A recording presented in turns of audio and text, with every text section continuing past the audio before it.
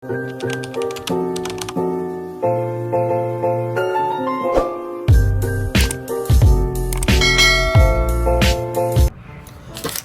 hot water na ako dyan. And ano tayo? Matcha green tea with chamomile. Sharing. 5 minutes ko yung ibababad bago mainom. Hi guys! Good morning! So, nakainom ako ng 1 glass of water and then nakababad yung green tea ko, yung pinakita ko sa inyo kanina. And then, magte-take muna ako nitong ASGG na Glutagen C Glow Gummies.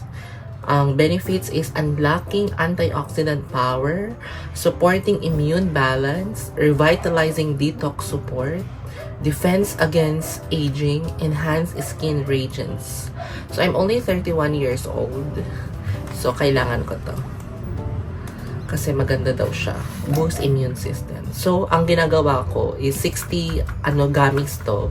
2 empty stomach. Ayan.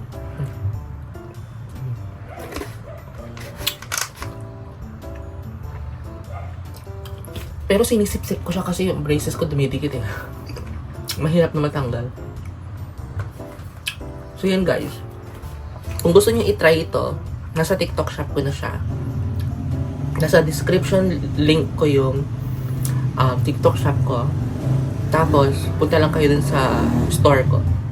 Ayan. Okay naman siya. Inom lang kayo na maraming tubig.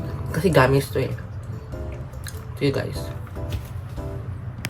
So guys, magtutupin muna ako ng mga pinaghigaan ko at saka yung mga damit na nilabahan ko kahapon.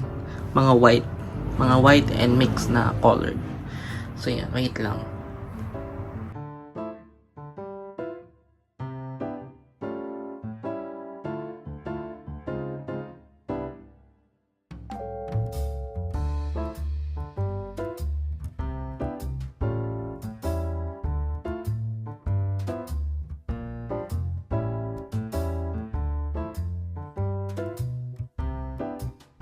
After 5 minutes, ganito na yung itsura ng ating green tea. Ayan, pwede ko na siyang inumin. Okay.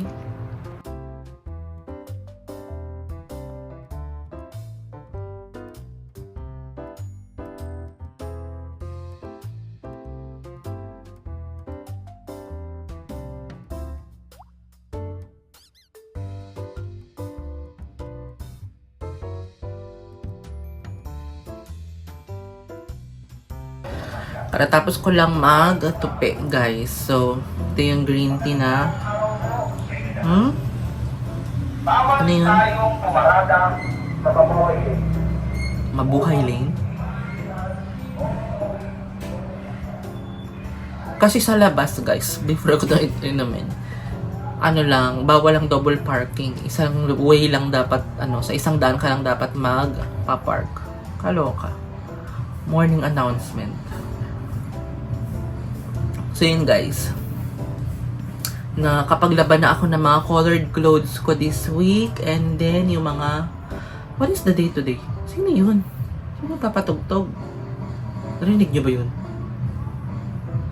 Ito ang problem kapag nagwa-vlog ka. Daming tugtog. Ayoko naman mag-voice over guys, nakakaloka. Ayoko mag-voice over, tinatamad ako. Gusto ko yung natural voice na lang. Kaya ko naman i-cut yung mga ganyang sound.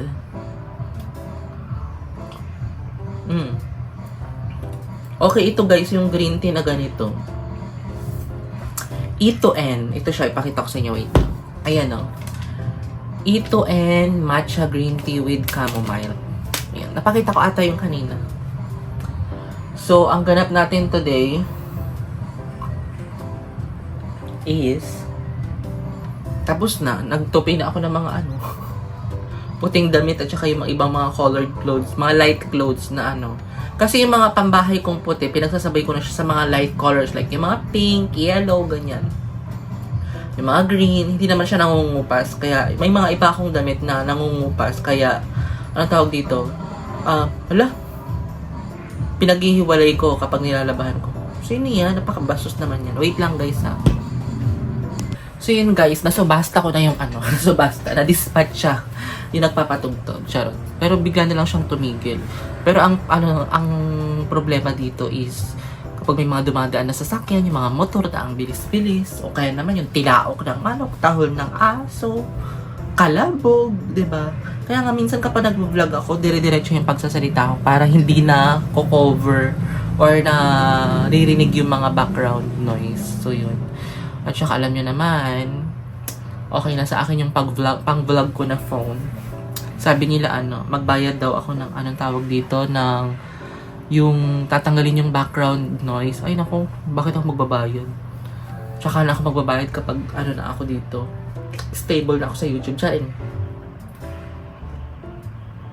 Alam nyo guys, ginagawa ko lang naman ng YouTube for my documentary of life, for example, 'di ba? Yung memories ba?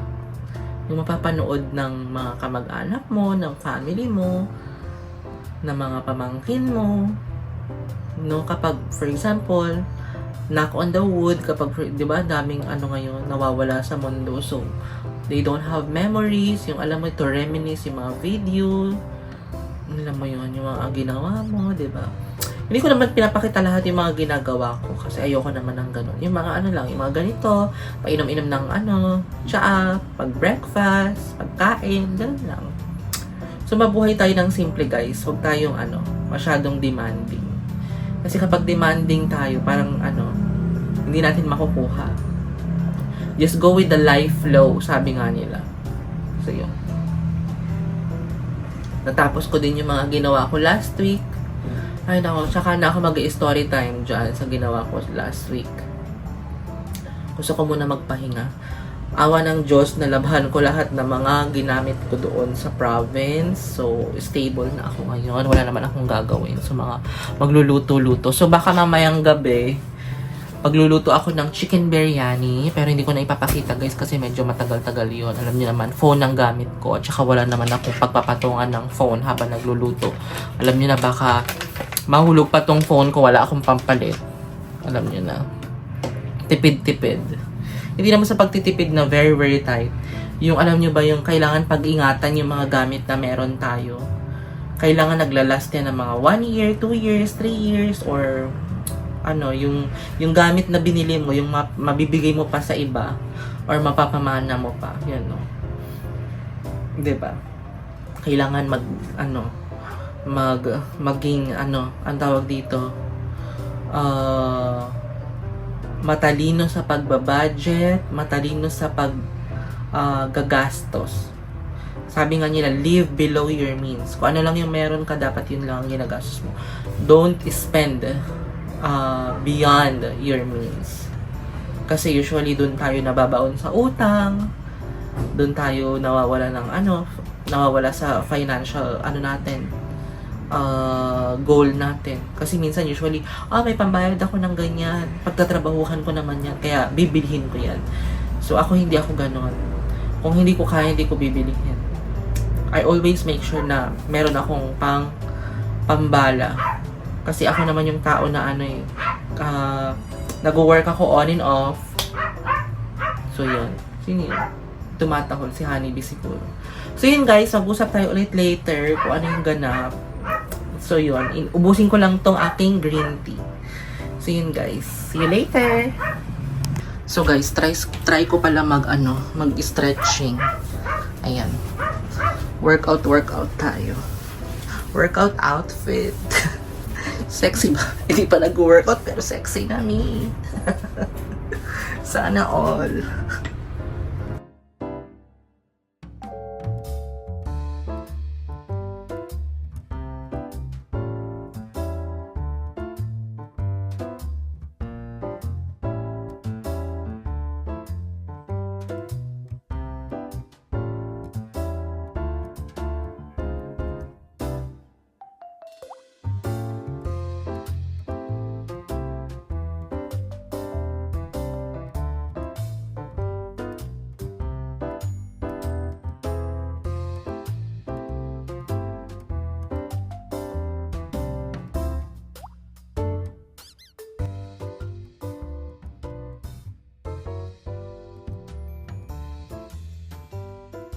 So guys, ito ang aking breakfast, first meal. Ayan, nag-slice lang ako ng cheese. Ito yung feta na binili, ay feta ba to? Hindi. Hansel pala yung binili ni ate din na cheese. Humingi lang ako. And then, cucumber. In-slice ko na kasi sayang. And then, nilagyan ko lang siya ng konting vinegar and ground pepper. So yan, kain tayo guys. Manonood na lang ako ng movie. So yan, kain tayo. Ito yung breakfast. Si Bester. Ayan, breakfast ko. And, kasi late na eh. 11 a.m. na eh. Baka magli-late, na lang ako. Late, lunch.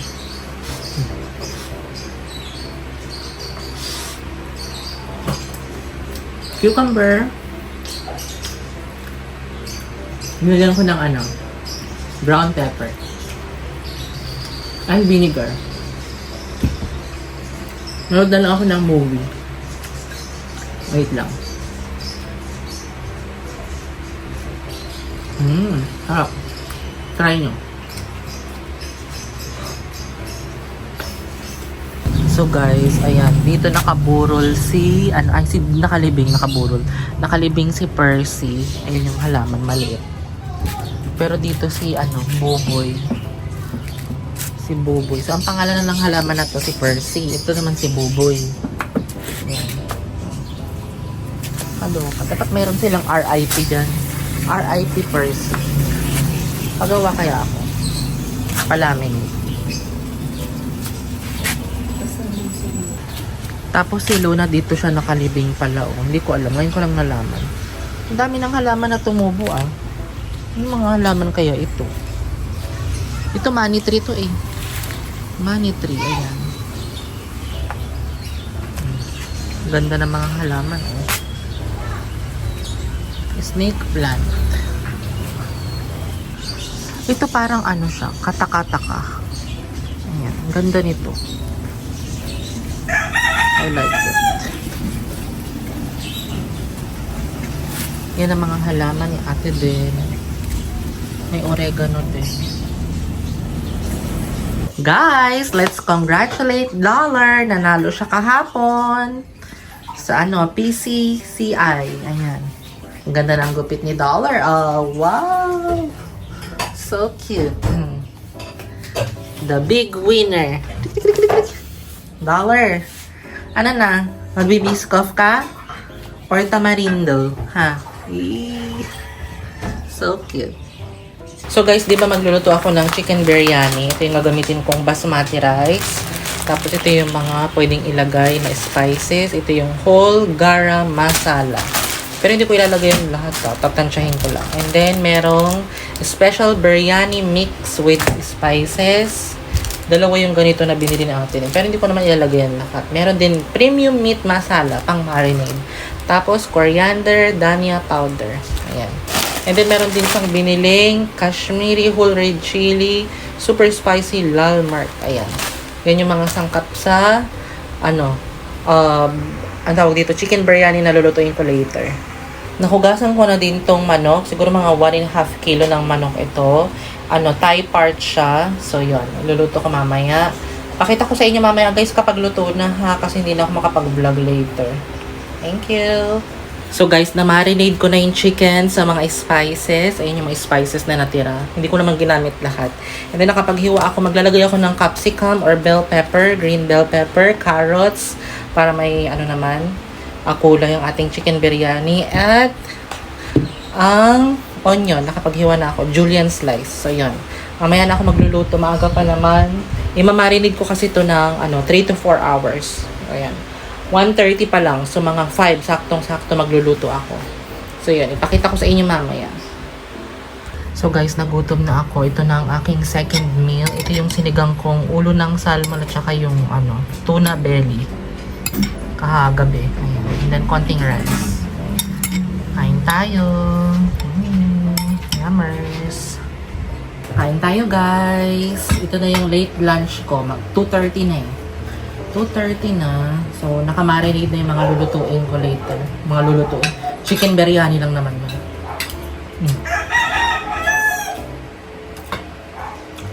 Laging late lunch naman ako. Fasting.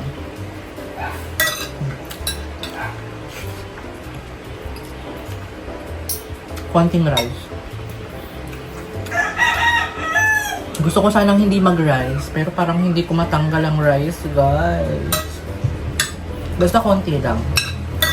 Kasi yun yung nakasanayan natin kinakain eh. No? Sarap.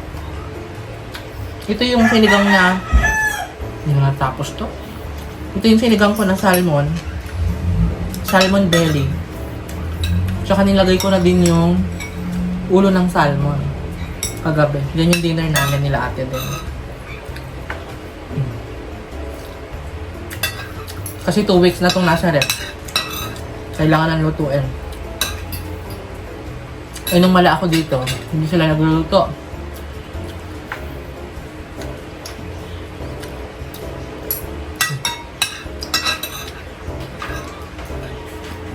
Kain tayo, guys.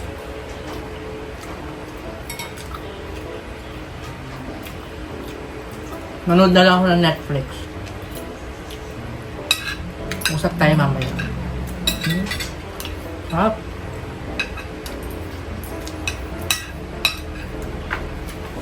Sarap, sarap. Nakaligo na ako, guys. So, yun. Bago ako maligo, nag-chop na ako ng sibuyas, bawang, kamatis. Tapos, nahiwa ko na din yung carrots and then yung green bell pepper. Ilalagay ko na lang yun para mayroon namang design yung ating chicken biryani. Yung iba hindi naman sila naglalagay nun. Pero ako, since that's my own version, sariling version ko yun. So, kami naman ang kakain. Bahala na ako sa iluluto ko. And then, na-marinate ko na yung, yung chicken sa, tawag dito, sa mga powder na masala powder, ganyan. Tapos, basta, ako na lang gagawa. May napanood ako eh. Hindi ko makabisado yung ingredients. Basta kung ano lang yung result. Pero ang pinakamaganda, hindi ko naman naalatan. So, for example, gusto mo magpatis, pwede namang lagyan ng patis. So, mga magluluto ako, mga 5:30 para mga 6:30 or before 7, luto na. So, yun guys. Hindi ko na maipakita kasi nga, alam niyo naman, wala naman akong pagpwestuhan ng aking phone doon sa kitchen. Baka mahulog pa yung phone ko. So, yun guys. See you later kapag nakaluto na ako. So guys, ito na yung niluluto kong chicken biryani. Sana okay siya. Oh my God! So guys, luto na yung chicken biryani na niluto ko. Ayan, ewan ko anong lasa nito. Parang napadami ata ako ng tubig. So yun guys, luto naman yung kanin. Yun ang pinaka-importante. So yun guys, kain na kami.